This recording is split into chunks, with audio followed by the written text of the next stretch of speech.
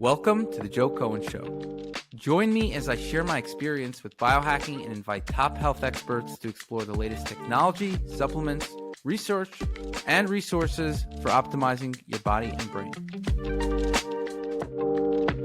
Hello, I am excited to have Brigitte on. Brigitte has actually 2 PhDs, and I met Brigitte at the Stemaid Clinic. So I did some research on clinics that do stem cells, and it seemed like one of the therapies that I never did. And a lot of people talk about stem cells. And just after doing research, after talking to the founder, I decided it seemed like a good clinic. And I said, you know what, I'm gonna take the dive. So I went to Mexico, Cabo, and it was nice. It was a very nice stay. The clinic was great. And that's where I met Dr. Brigitte.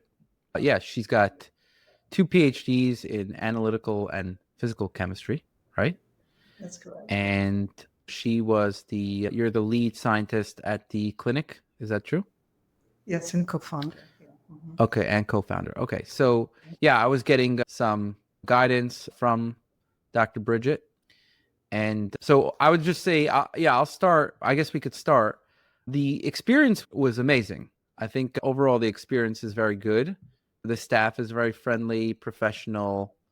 I think you had a lot of good treatments other than the stem cells. So you had a lot of IVs, and then you had that ozone therapy that I did. One of the things I learned from you, I still have not been able to figure out, you did this parasite test on me, or this infection test, right? It's just so hard to know how legit that thing is, but I assume you guys, like, you're only doing legit stuff. So I assume that you guys did the research, and I assume it's legit. Could you actually talk a little bit about that and how I think about it? One, okay. Yeah, we could. It's made in Switzerland. It's called FSCAN4. And the principle behind that is to say every entity has a specific frequency at which it resonates. There are lots of machines out there using where you have the people testing in between. So I didn't trust that. But I found these scientists, engineers in Switzerland who created that one. And so I tested it. I've been using it for more than 10 years, probably 15 years now. And I'm not using it as the absolute diagnostic, but at least it's guiding me. For example, yesterday, I had someone with a mysterious infection, and most of our clients are coming and they don't know what's going on. They have been through all kind of different treatments in the US, Canada. We even have Australians right now.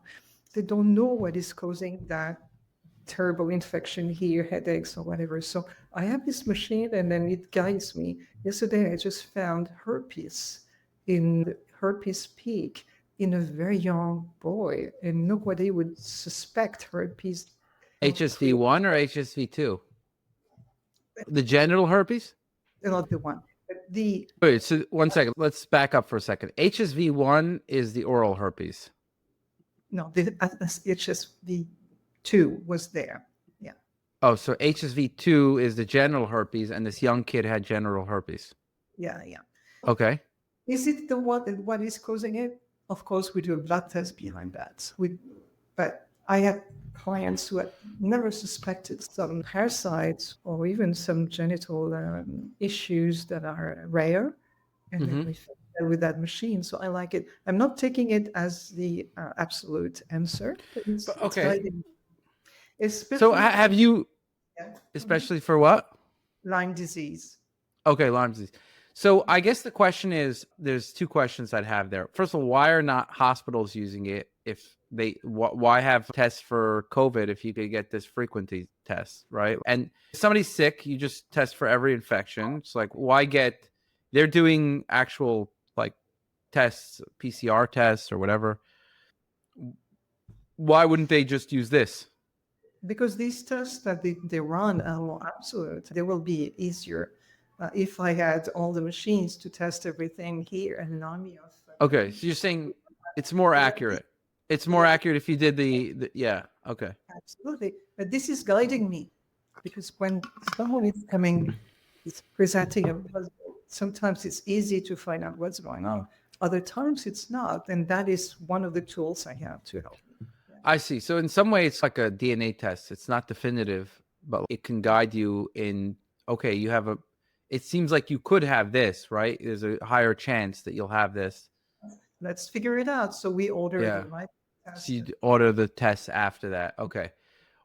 Now, for me, I came up with some parasites, but what kind of test can detect, like, should I order a parasite test or something? Yes, some of them can do it. There are some parasites would be difficult to detect, especially the one that likes to sit in the brain, or things like strongyloids or Okay. or toxoplasma. So you have to really find a place where you can order those tests. Oh, It's I see.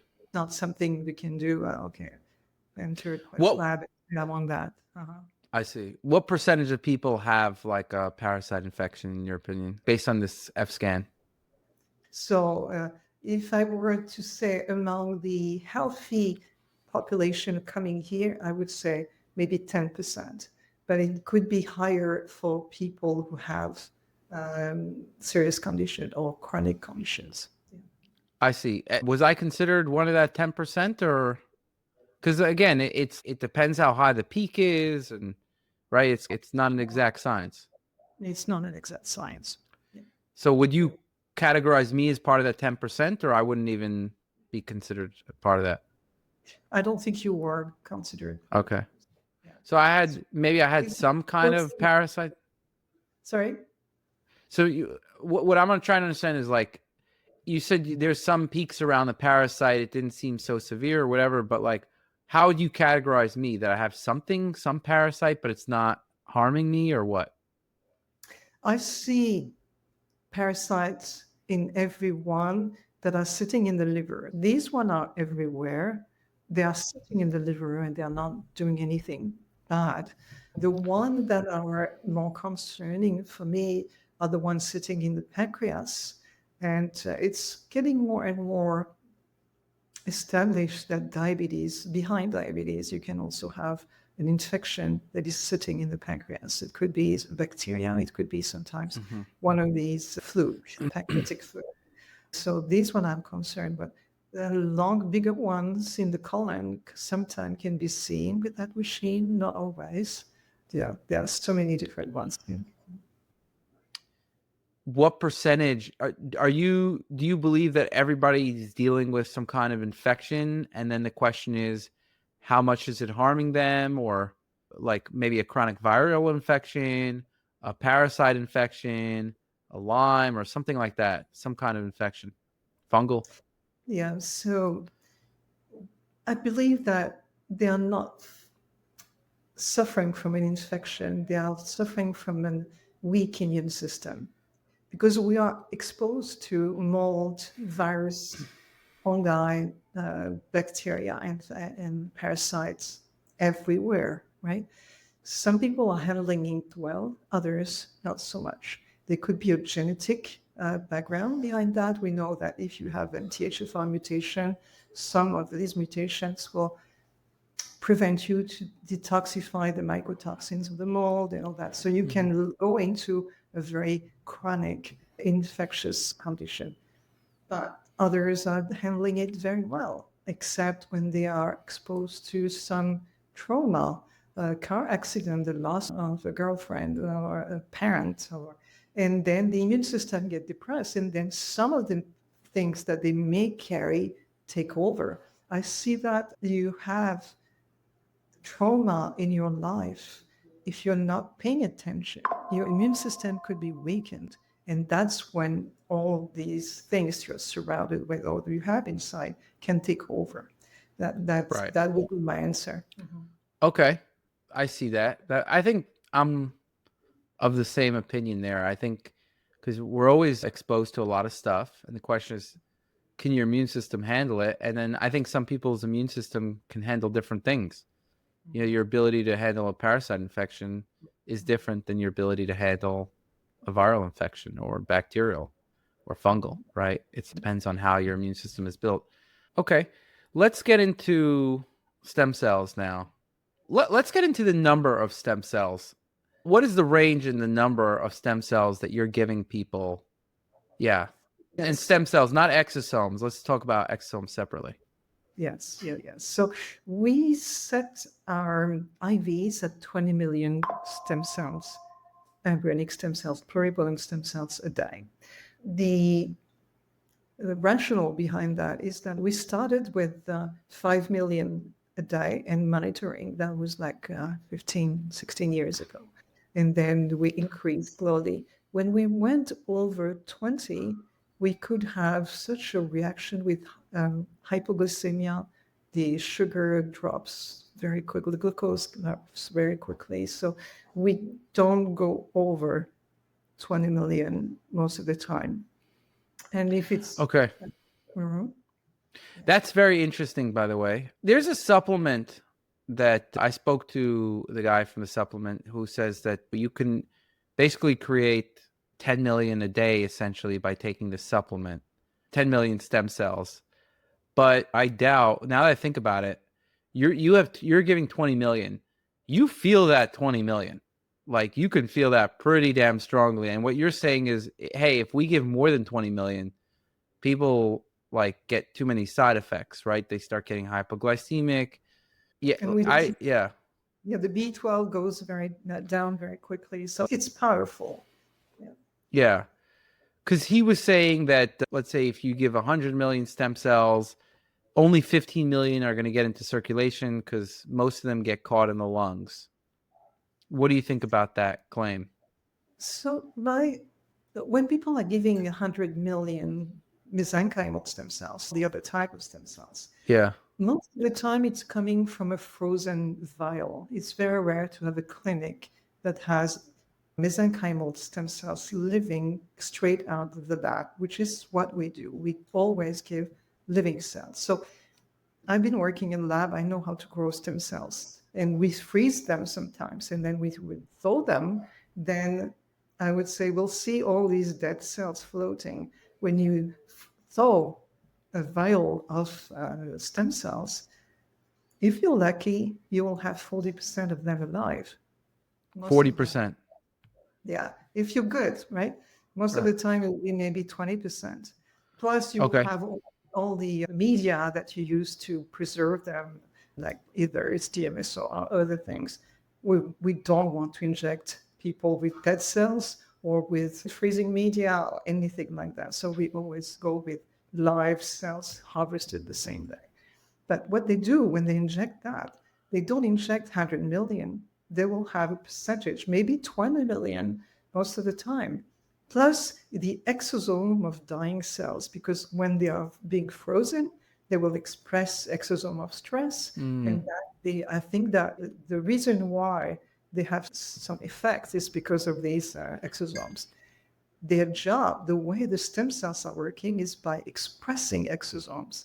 So whether they're sitting in the lungs or anywhere else, what they do, their job, when they do their job, is that they express exosomes in response to what they perceive of your body. So if your body has excessive stress, whether it's senescence, fibrosis, or an infection, or whatever it is, then the stem cells will express something in response to the stress in your body. These exosomes are the ones that are actually doing the job, and the other one can cross the brain-blood barrier and reaching the brain. The cells are not reaching the brain. So Okay. I think it's important to be clear that how the stem cells are working, because very often clients are saying, yeah, but they're going to replace my cells. It's if you go to a stem cells article anywhere, these stem cells can replace the body's cells, blah blah. Yes, they can do it if it's your own stem cells. So if you harvest stem cells from your belly fat or from your bone marrow, extract them, re-inject them in you, they will stay, yes, but not the umbilical cord, the one from placenta or any donor cells, right? And including mine. The stem cells we are giving are not going to stay, but they're going to express very unique exosomes because they have a very unique DNA. Okay, so you're saying the effect is from the exosomes. So why would you not just give exosomes instead of stem cells? I love that question. So you understand when the cells go into your bloodstream, they receive information and they will express exosomes that are tailored to your needs, right? And the following day, when we give you another set, that they will come and already your body has changed. So the information they receive will be different and they will express different exosomes. By using stem cells, we use their intelligence, if you want, to help you. When we harvest exosomes in the lab, we have only one unique set because we want some reproducibility. So we always harvest these exosomes in a perfectly environment with no stress, perfect food and loving technicians.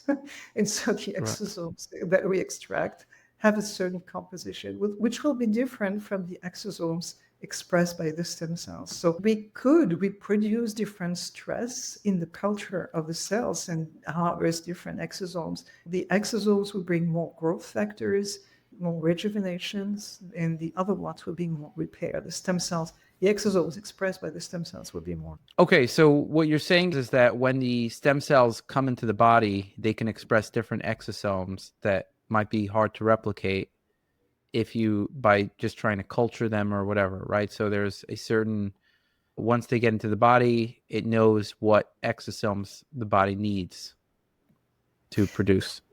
Yes, they are. And that's that's the beauty of the cell to cell communications. You have at any moment, I don't know, maybe billions of exosomes that are expressed between your cells and they exchange. And the liver cells might be screaming help there, and then other cells will bring the right ingredients. So it's using the intelligence of that communication that we do when we use stem cells.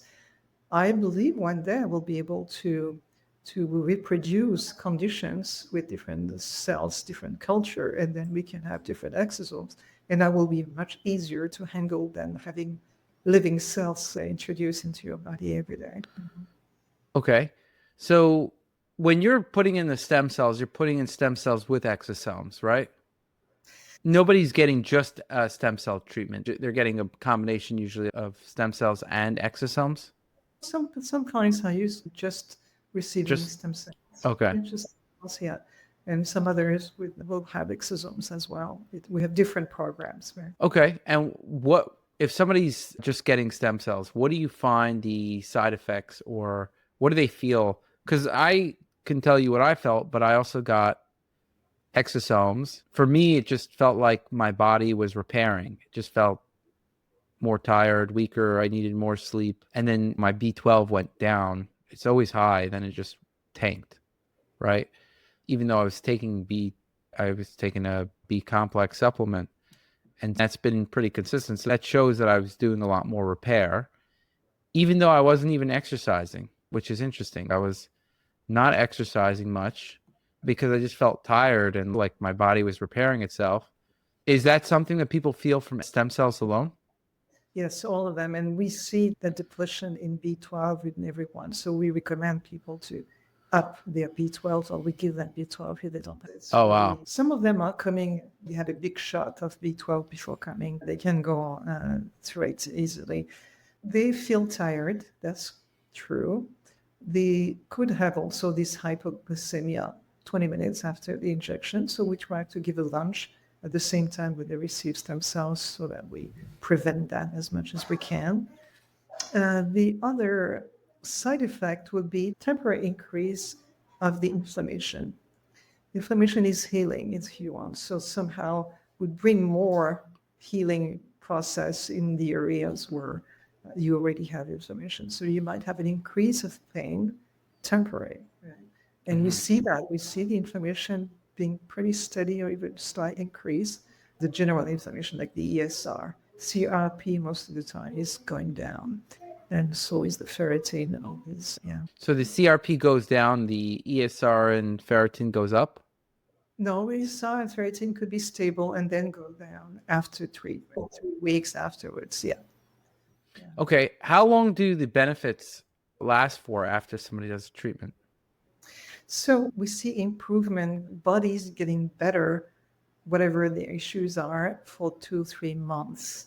Sometimes people are saying it took me 6 months to really feel well. So that's what to expect. After that, it depends on what the condition is. Like clients are coming with a genetic disease, muscular dystrophy, for example. So they come and they stay for 1 week, 2 weeks. All their markers go down. They feel stronger. They walk better. They go back home, and they usually say, after 3 months, I see that I'm going down again. So they come back, and that's typical for genetic disease. The stem cells are taking over the defect, so they express whatever protein is missing or is faulty, and they get better for 3 months, and then they have to come back. If it's an injury, then we repair the injury and they don't need to come back and it's stable. For example, someone with concussion and with vertigo, lack of balance, depression, and all that. I love seeing that. Yeah, we keep them for 2-3 weeks and they get better and they stay better. But if it's a genetic disease, it's going to come back. The gene is taking over. If it's autoimmune disorder, in that case, the stem cells are going to balance the immune system. We know they get better. They have less manifestation and all that. But if they don't do the work on finding what is triggering it, especially with the diet, whatever they're drinking, if they are surrounded by any form of chemicals, the mycotoxins around them, then it could come back. So Right. that's something that we have to be clear with the clients and work together on helping them with that. Okay. Interesting. So what are the conditions that you find are most helped by stem cells? The stem cells that we're using are pluripotent stem cells. So therefore, they have the capacity to express molecules that will talk to all bodies, right? So I'm not talking about mesenchymal stem cells that are more, they are specialized for the skeleton, for the mesoderm tissues. So cartilage, joints, ligaments, tendons, muscles will be helped with mesenchymal stem cells. And with our pluripotent stem cells as well. But we do much more than that. All the endocrinal system can function better, and also all the nervous system. So probably the most spectacular or the most noticeable results are seen within the nervous system. We can repair a nerve that has been damaged for 30 years. We have someone who had nerve damage at college, then playing rugby, and then we inject locally exosomes, and then the nerve functions better. But it's more than that. It's also the brain. And I would say that what I want to study more and what fascinates me is on how the brain functions better after treatment. Whatever the condition is, we see improvement. Okay. So let's go through some of the stem cell types. We have mesenchymal, pluripotent. What else? Is autologous? Yes. Autologous means it has your own DNA. So it could be pluripotent, could be mesenchymal as well, right? Okay, fine. We do offer the possibility to do your own pluripotent autologous stem cell. We take a skin sample and then we clone it. So we do prepare an embryo with your skin cell, and that embryo is derived into a blastocyst where we can extract your own pluripotent stem cells. Other than 36 lines running right now of such cells. So if you stay in your body. Okay, they stay in your body. What's the benefit of having a non-autologous one? You're introducing foreign stem cell, so it's not staying in your body. They don't stay in your body, but they express the exosomes that you want. Right. They do the job. If you're coming because you have chronic conditions and you want to get rid of that, you have post-COVID fog, want to get rid of that, you can use our generic line, it's fine. I recommend using the autologous one when you want to invest into long-term treatment, something that you will have all your life, and you come and then you have a set 1 week or 2 weeks of treatment with your own cells, whatever the condition is in. I think then it's worth the investment.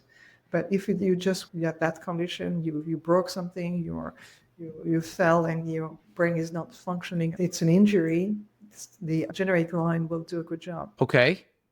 So what about the side effects from somebody with autologous stem cells? Are they the same as somebody with the non-autologous? It's very similar. Yeah, you might have these sharp pains, somewhere increased inflammation. Yeah, but the good side effect is that it stays. And so we are actually doing more study on trying to see how much we can use also in the face on replacing the fat with that, because they can become any part of you. So even if we have been clinically applying these cells for 16, 17 years now, we're still studying and learning on how to use them best. Okay. And so let's talk about the difference between stem cell therapy and exosome therapy, right? What kind of benefits is the exosome therapy going to have that the stem cell therapy won't, and vice versa? How to differentiate between them? That's what you mean, right? Mm-hmm. The stem cells, as I said, they're repairing, right? So they are delivering exosome. It's always exosomes related. They are delivering Right. exosomes you that will be tailored to your needs. Once we introduce the exosomes, we see, because of their composition, we see more repairs. So we use them a lot on the skin, on the joints, and all that. But also, what I noticed personally, because I had stem cells for a while, and then I introduced exosomes, I felt big change in my brain functions, like in the power of the brain. That's how I express it. It's difficult to explain, but I will use my personal story. It's uh, 35. I had 3 kids, a career, social life, and cooking for 15 every Sunday. And I could go through that easily without even questioning it, right? But when you reach 60, you think about it, having kids at home, and you pace yourself because the brain is not as resilient, and the body in itself, it's mainly the brain, Right. just that kind of stress anymore. And I thought I was perfectly normal. But then after stem cells was repairing all that, but the exosome gave me that strength back, the capacity to handle anything. I started, after using that for a few months, I started 2 new companies, handling different things. So rebuild part of the ranch that I have. It's endless things, something you do when you are 30, and I'm not 30 anymore. So that's what I noticed. But this is what our clients express as well. That the thing that when you age, things are becoming a mountain. They probably don't know what I'm talking about. You're too young for that. And that is dissipated after a while. Mm-hmm. So I like that, yeah. And we Okay. even went into introducing even more products for the brain power and the clotho gene therapy and things like that until the anti-aging purpose. Okay. So the exosomes is much more brain focused for whatever reason. For some reason, yes, but I think they help everywhere. It's more like this one is actually hyper noticeable. Yeah. Okay. How often do you get stem cells and exosomes?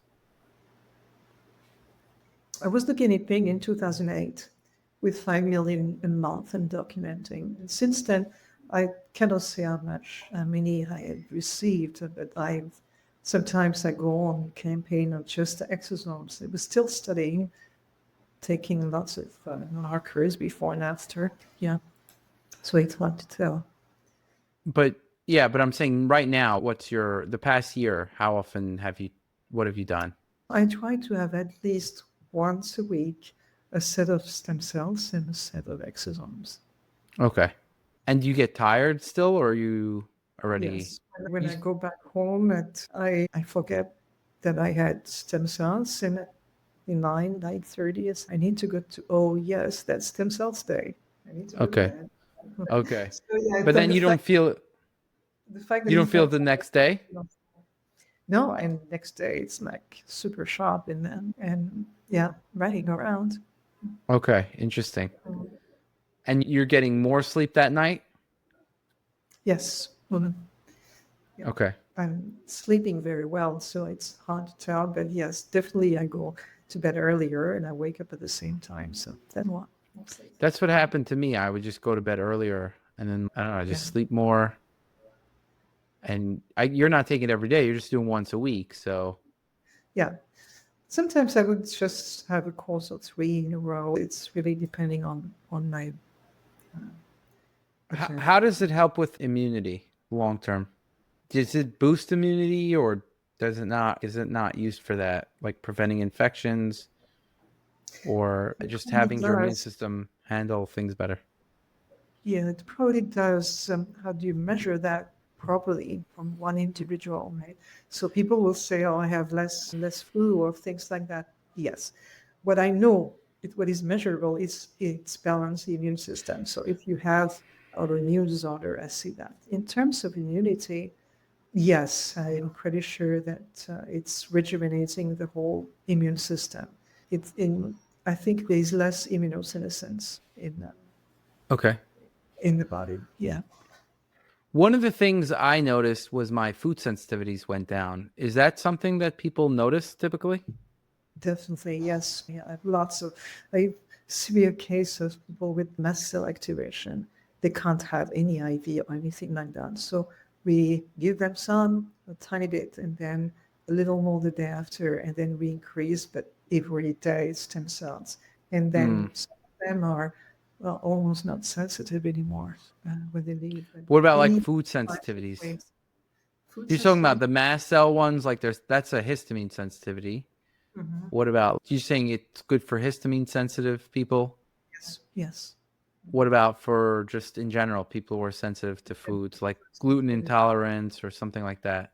Whenever someone comes with food intolerance, I don't just give only stem cells. So I cannot say for sure stem cells are the one that are fixing that. But I always have some other side Hmm. IVs related to that. Also some herbal supplements and in the rebuilding of the flora. You know that gut is essential. And if you don't have, if you have poor gut health, the stem cells can help as well as if you have a good gut health. So we always work on that, and that is helping with the food sensitivity as well. What kind of probiotics are you giving for people for the gut typically? Probiotics is not so much what I give. Akkermansia will be a basic, but it's more the prebiotics on how to feed the right bacteria. You can give it Okay. yourself as much probiotics as you want. If you don't feed them, they're going to go through you, right? It's the prebiotics, and I like different combinations, but the one that is done by a group friend of Chinese herbalists, and they are going through the brand botanical biohacking, sorry. And they do a very good combination of herbs that I like. And I see the change in the flora, not in the flora, I don't measure the flora, but I see the change on their way to handle food after. What kind of herbs are given there? There are 15 different herbs. There's ginger in there, but all kind of different Got it. ones. And I like that combination, which is a traditional, I understand, Chinese formula. I've seen really good results with those. Okay. Mhm. So let's talk a bit about what makes your stem cells or exosomes different than other companies, right? What should somebody look for when they're looking for a stem cell clinic? Pluripotent stem cells, because we are the only one doing that. So that's my short answer. And if they don't get pluripotent, then what's the problem with that? What are they getting ripped off on?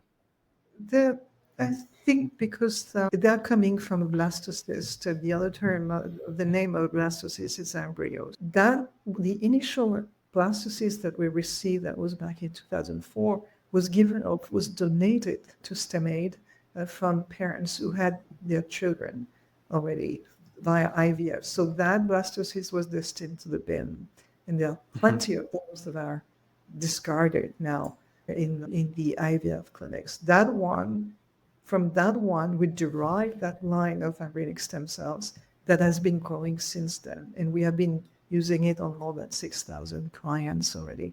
So it's one blastocyst destined to the bin that gave us all these yummy, pluripotent stem cells to help people.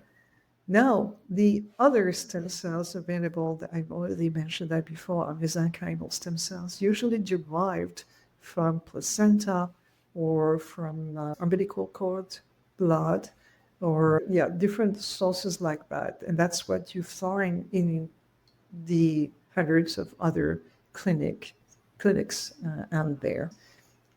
One of the reasons is that they don't have one tissue giving them mesenchymal stem cells and using them for 20 years like we did.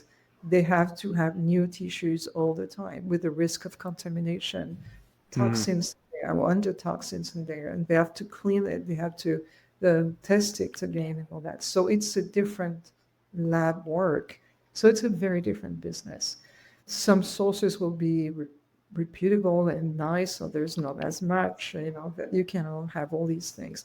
But what we have to remember is that mesenchymal stem cells can help the mesoderm tissue, so it's really like joints, cartilage, and muscles and bones, but not so much the endocrinal system, the immune system. So a guy like Joe Rogan is using, I think he's using the mesenchymal ones. He's using it to repair joints and things like that, which you think is fine, right? It's fine. That's what they're made for. And Right. somehow, because they started mesenchymal stem cells about the same time, it's early 2000s, just like we started the pluripotent. And they try to use it on many different applications. They always go back to what it was, the joints. And Right. it does a good job. So for the joints. Why don't more companies do pluripotent stem cells if that's better for non-joints? Because of that, the term embryonic is turning down a lot of the scientists and as well as clients. And also there are lots of publications saying that pluripotent stem cells will give cancer. So I think that's something I need to debunk as well. The scientists who said that it would give cancer are the ones who are testing stem cells on mice. And to see whether stem cells are growing, they take mice with a depressed immune system, immunosuppressed mice. Of course, the cells are going to stay because they are not being kicked out. So they will enter the body and then differentiate like they should do. Like pluripotent stem cells never stay pluripotent, become stem cells, liver cells, nerve cells, whatever. And then they differentiate. And since there is no immune system to remove them once they are differentiated, then they are developing what we call teratoma, which is a benign tumor. And then so from this publication with benign tumor, it became that tumor, it became cancerous and all that. But there are numerous publications showing that a pluripotent environment, the one that we are creating, is actually anti-cancer. And it was in January, we had 2 clients coming. Both of them had stage 4 cancer, breast cancer, and that they had bone lesions. All the rest of the cancer cells were gone. This just had the bone lesion left. They came to us more for boosting the immune system and like giving them a little more energy for 2 weeks. Both of them tested the bones afterwards. They were scheduled to get that scan done, and the lesions were gone.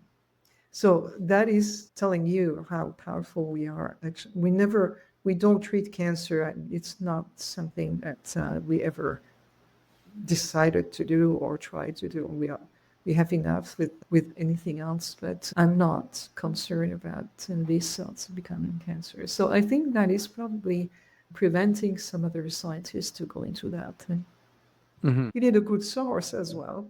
Okay, you need a good source. Okay. What about, so there's the stem cells, the exosomes. What would you say are some of the top conditions that are helped by stem cells and exosomes, respectively?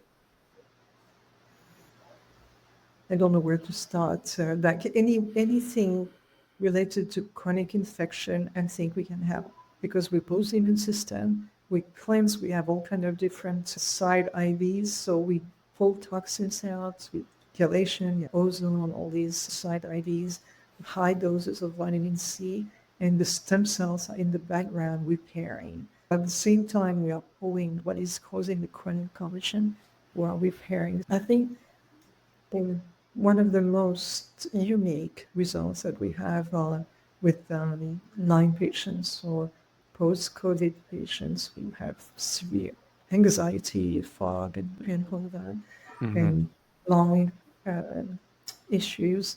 We take them to a place where they are functional and happier. So I Interesting. would say that's the most dramatic. Um, ALS, which is one of the worst diseases that I know, I don't move the needle enough, fast enough. So I don't take ALS clients. MS, yes, provided that the clients are dedicated to control their diet. Anyone, yeah. So if they do the job, well, removing the triggers, then we can repair the nerves and have them getting stronger and better. Anything related to brain conditions, whether it's an injury or TBIs. Good. concussions, it's easy. Okay. Concussion. It's more complex when it's pre-dementia, and there we have to bring a lot of different tools and all that, especially if it's a genetic condition like a POE epsilon 4. Okay. Irritable alleles, then we have to set quite a lot of different tools, but the stem cells are very good. When it's advanced dementia, when people are already having hallucinations, violence, then and not being coherent in what they say, I don't see enough reversal yet. Does it cross the brain barrier, the stem cells, if they're your own autologous? No, stem cells don't cross, but the exosomes do. Exosomes, the pluripotent do. There are techniques to inject the stem cells through the nose, just opening for a short time the brain-blood barrier. That has been tested. I'm not fond of injecting stem cells on generic client there. I prefer to use the exosomes. If the client has its own embryonic stem cells, that's something we might want to consider. Okay. So a lot of the benefit is that people are getting is from the exosomes.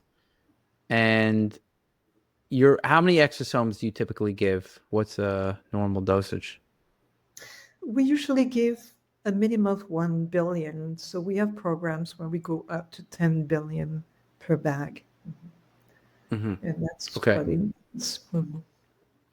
Okay, so besides, let's move on from the stem cells and exosomes. Besides these treatments, what other treatments do you see having a very significant effect Yes. out of the So, IVs that you give, yeah, let's say? yes. Anyone coming with chronic condition would have vitamin C. If it's a chronic infection, vitamin C will help. We do some chelation or plaquex for anyone having some blockages in the arteries, or chelation for any heavy metal. What I like is to add Ibu ozone. I don't know if you experience that. It's that ozone machine where you're connected. It looks like a dialysis machine. You Yeah. It's ozonated, filtered, and returned. We see a clear decrease of the viral load of clients when we do that. And it's been documented as doing a good job at removing bacteria and the virus load. It's also the latest publication of the companies doing these machines. They show that they can remove a significant amount of microplastics. So I think anyone Oh, yeah? should have that done from time to time, just to remove It removes a lot of the microplastics. Interesting. Okay.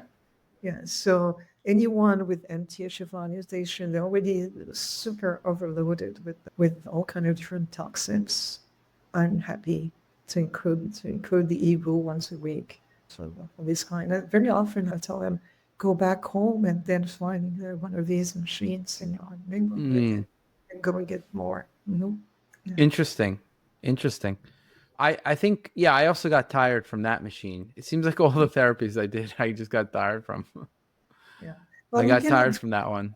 Yeah. Yeah, you cannot do too often because we retain some of your blood in the filter, right? So your Mm. hemoglobin decrease by at one point. So you may Uh, your body you may notice that. Yeah. got it. And then I also felt tired from the EDTA. That was noticeable. Yeah. Yeah, Do people that's often feel tired from EDTA? absolutely yes. And some of them will have even some side effect that I always wonder about, feeling like crying for no reason. That is how they describe it. But we somehow we Oh, decrease. interesting. From Yeah. EDTA. Yeah, from EDTA. Oh, wow. Yeah. What about DMSA? Do they have that too from that? I never, we give the MSA, but they do it at home, so I'm not close Right. enough to see whether they express the same thing. But definitely with ATTA, they will, clients will express that. It is still worth it because the moment we stop it and then we stop the peptides, which is another type of IVs that we offer, then everything is. Let's talk about some of the peptide IVs that you offer. I don't know if what I was noticing from that. There were certain things that I noticed from, but then I think I just got too many peptides in one shot that I just didn't. I definitely noticed I got tired from the stem cells and exosomes. Definitely noticed from the ozone. Definitely noticed from the EDTA. All the other stuff, I can't be sure of what I felt. It just got mixed into everything else. Yes, So and yeah, it's to be that way. I'm not expecting the peptides to fix everything. What I feel is right is to bring certain peptides, which are the building blocks of the proteins, that will be available when the stem cells or their exosomes are giving instruction in certain organ. They will have the peptides there to build whatever the instruction right. is deployed. So that's why when people have issues with their brain, I will give cerebrolizin. I know that they will have the peptides for the brain available according to the direction of the cells. BPC will be there for the muscles, but also all the fascia, the lining of the gut. And I've seen clients doing better with especially with the lining of the gut, with the With the BPC BPC. as it's in Mm, the IVs. Usually it's when you take out BPC orally that you see that even with the IVs and the stem cells. We repair the lining. interesting. Proper GHK, yeah, I like it a bit for general rejuvenation. I do Okay. have epithalin and thyrosin alpha and one and things like that, but I don't use it as often as the. And how long do you? So you're giving 20 million stem cells a day for every day for the how long, however long somebody's there, and typically how long do people stay? A week? So it really depends on what they want to fix. If, let's say, healthy individuals who have shoulders issue, they're training too much and they want that to be fixed, typically I keep them for 3 days where they receive lots of local injections of exosomes everywhere, every day, stem cells, exosomes, and peptides. That's the minimum that we want. I don't like people coming for just one day. They might feel something, but it's more disappointing. I want results, so they come for. Minimum is 3 days. That's Okay.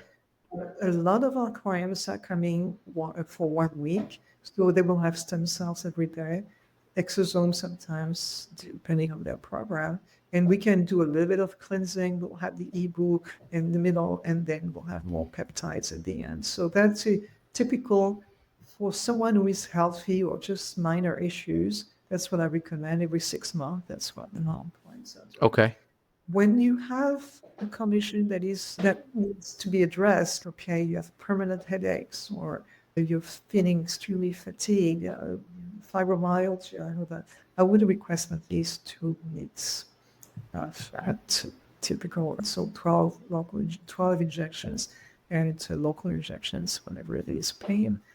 Now, if we're dealing with chronic autoimmune disorders or Lyme and all these heavy conditions, I would request 4 weeks here with us. So we have 2 weeks where we can really remove the toxins and do a good job at cleaning the body from whatever is loading it, and then repair with the final 2 weeks. Of course, with stem cells every day. So that would be like 24 Right. stem cells injections. Yeah. Okay. Do you find that most people have some kind of heavy metal toxicity? So again, that's something that we can measure here. It's one of our limitations. It takes a month to have the results. So most of our clients, I tell them to test if they're concerned about heavy metal. It is tested in the US before coming. A lot of them But have. what would you test though? You would test the serum levels, like blood levels? Yes. Okay. Then there's a lot of people that say that what's in the blood is not really what's in the tissue. So then they're looking at either hair analysis or a heavy metal challenge for the urine. But again, Or some kind of, yeah. It's not something that we do because we don't have access to the best test, right? So these are done before our years before coming. Most of the time it's urine challenged, yeah. Okay. Yeah, I mean, I don't know, the jury's out. There's also some that are looking at like cellular levels of heavy metals. Somebody did this scan on me and he just pointed a scanner at my palm and he's okay, you have higher cadmium. It was a spectrometry or something like that, and he said it was pretty reliable at looking at tissue levels of heavy metals, and he said I had higher cadmium. I'm like, all right, I don't know, sure, Yeah. I don't know enough about all these techniques, but it's something I'd like to have a way to trace metals because it could explain a lot of issues there, I think. Yeah. What else should somebody know when coming to the clinic, or is there any other treatments you think you should highlight or mention? Yeah, the key for me is for anyone coming here to understand that the stem cells are going to help, provided that they will address the issues that sometimes we need to help the body to address these issues. We always have this comprehensive package where we do all these side IVs and the ozone. We mentioned that food is important, so they have to, if they have a habit of having lots of sugar and other triggers, we'll have to have that talk, right? So we always combine everything. So that's essential for them to know. Now we also give a few things that can be done at the end of the treatment for them to sustain their healing process afterwards, and that's gene therapy. So we offer two proteins right now. One of them is called clodo, and the other one is follistatin. So start for follistatin. Follistatin is a protein that we have in abundance when we are young, and it's maintaining and repairing your muscles. Myostatin is the other molecule that is destroying it. So we have this balance between follistatin and myostatin all our life. But when we age, the follistatin decreases, and that explains the frailty of elder people. Unless they train a lot, but still we need a lot of training to maintain your muscles. Did you take the full statin therapy? Yes, I did. Yeah. Do you find you gain muscle from it? Yes, I did. Although I didn't train as much as I should have, but I definitely did it, and the balance was better. I noticed that, but we had lots of. How long does it last for, that therapy? It's about a year. And then it goes away as if you Yeah. Okay. You need another injection after that. Yeah. Then so that's one of How much does that cost, by the way? Oh, yeah, I think it's 24,000. Sorry, I'm not always good with numbers. $24,000 an injection. Yeah. For the follistatin. For the study for 1 year. And that's going to last a year. Is there any way the price could come down? $24,000 for the follistatin. Again, it's going to be someone, you have to be very rich, and because it's lasting a year, right? So, yes. Okay, you'll have a little more muscle for a year. It's like $24,000. Only certain people are going to be able to afford that. Yes, so I believe it will at one point. And there's also the Yeah, clothotherapy that's for the brain function.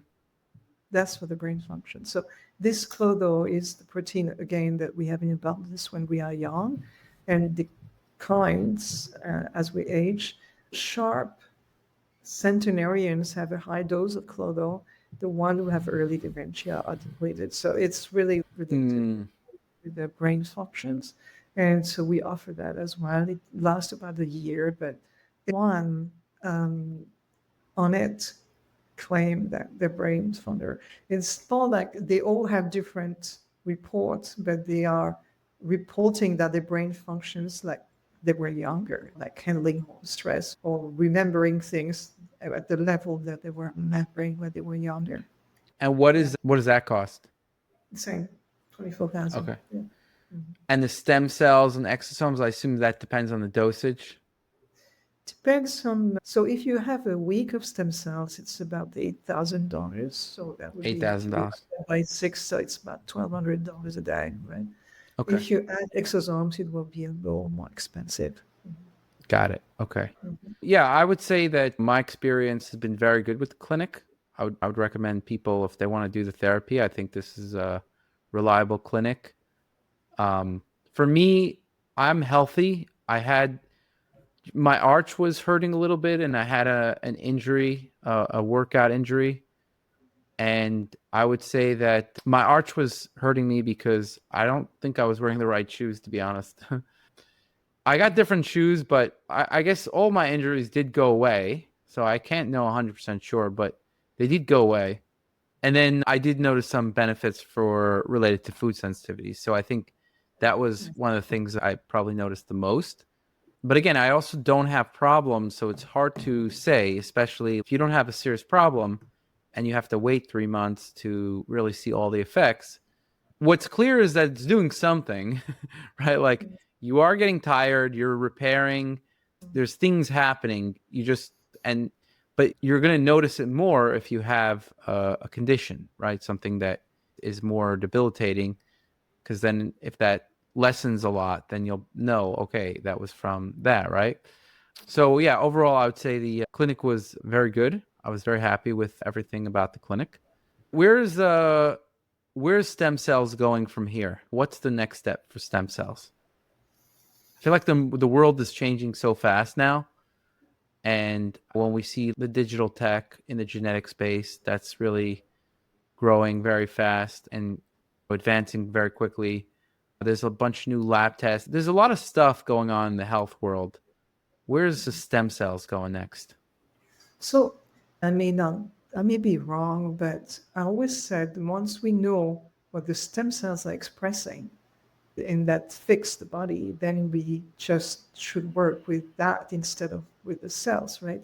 And then that it's going to be able, because right Mm, now we still rely on living cells to reproduce what we do. We need living cells injected in the body, and that's difficult. But if we have the capacity to create a whole array, a variety of different exosomes that will have different composition based on what the cells would express in response to these compositions, then we have the tools that we can use. So that's where we are going in our research. I wish I could go faster with that. That funds are limited, but somehow that's what I believe is right.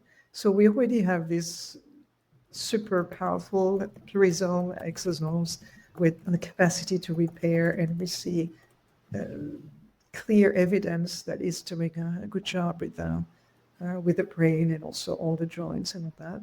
But we could have a variety of different exosomes. And I think it's the direction that some other companies are taking right now. An exosome for each condition, depending on so we can tweak. It's reproducing what the Chinese medicine was doing with cocktail of herbs combined together, giving a certain type of response.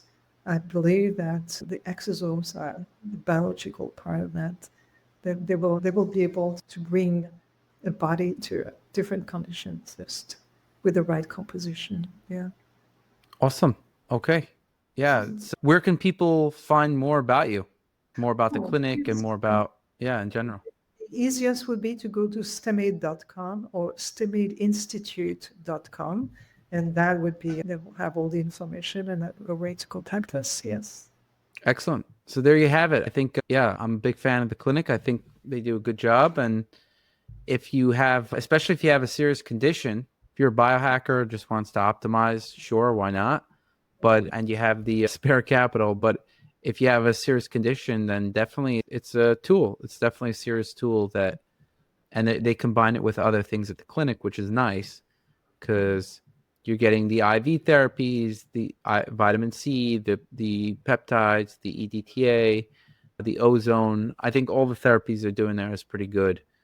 And yeah, the combination of just all those together, plus stem cells, exosomes, and then yeah, you could take a nice vacation in Cabo.